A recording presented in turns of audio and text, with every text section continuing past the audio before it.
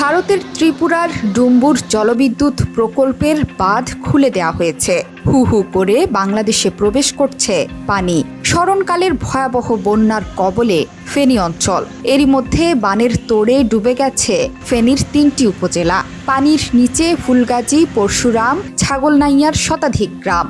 একই সাথে টানা বর্ষণ এবং ত্রিপুরার বাঁধ খুলে যাওয়ায় মুহুরী, কহুয়া, সিলোনিয়া নদীর বন্যা নিয়ন্ত্রণ বাঁধের ভাঙা অংশ দিয়ে লোকালয়ে প্রবেশ করছে পানি। স্থানীয়রা বলছেন, এমন বন্যা আগে কখনো দেখেননি তারা। আমাদের এলাকায় এই পরিমাণ পানি আর জীবনে কখনো দেখি নাই। রাস্তাঘাট, বাড়িঘর সব ডুবে গেছে।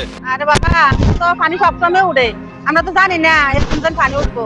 পরে মালটা মানে কিছু বাড়ি করতে পারছি না, সব পানির তলে। এখন আমরা কই থাকবো, কি করবো, জায়গা পাইতেছি। পানি আসবো না, এরকম পানি তো সবসময়, এরকম পানি আর কোনোদিন আসবো না। এই কারণে আমরা কিছু বার করি নাই। শুধু আমাদের ছেলে মেয়েদের নিয়ে খালি পরনে কাপড় লয়ে বাড়িয়ে গেছে। টানা 4 দিনের ভারী বৃষ্টি ও ভারতের উজান থেকে নেমে আসা পাহাড়ি ঢলে 3 উপজেলায় পানিবন্দী লক্ষাধিক মানুষ।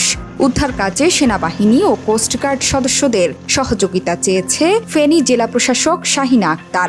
বৃষ্টি না কমলে পরিস্থিতির আরও অবনতি হবে বলে শঙ্কা ফেনী পানি উন্নয়ন বোর্ডের উপবিভাগীয় প্রকৌশলী আবুল কাশেম। তিনি বলেছেন, ইতোমধ্যে মুহুরী, কহুয়া ও সিলোনিয়া নদীর বেড়িবাঁধের 26টি অংশ ভেঙে লোকালয়ে পানি ঢুকছে।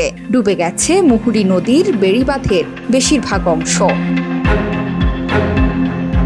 এছাড়া টানা বৃষ্টি এবং ভারতের পানির চাপ থাকায় প্লাবিত হচ্ছে নোয়াখালী, লক্ষ্মীপুর, মৌলভীবাজার, কুমিল্লার বিভিন্ন এলাকাও।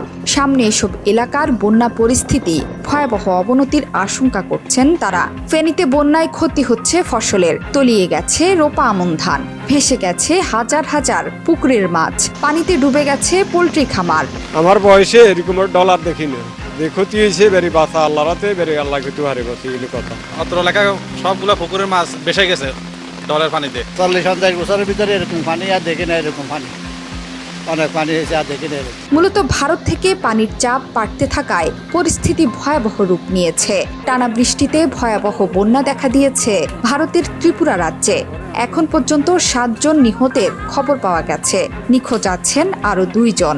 আর এই বানের তোড়ে ডুম্বুর জলবিদ্যুৎ প্রকল্পের বাঁধ খুলে দেওয়ায় বিপদের সম্মুখীন বাংলাদেশও। ভারতীয় সংবাদ মাধ্যমগুলো বলছে, ত্রিপুরায় 4টি নদীর পানি বিপদসীমার ওপর দিয়ে প্রবাহিত হচ্ছে।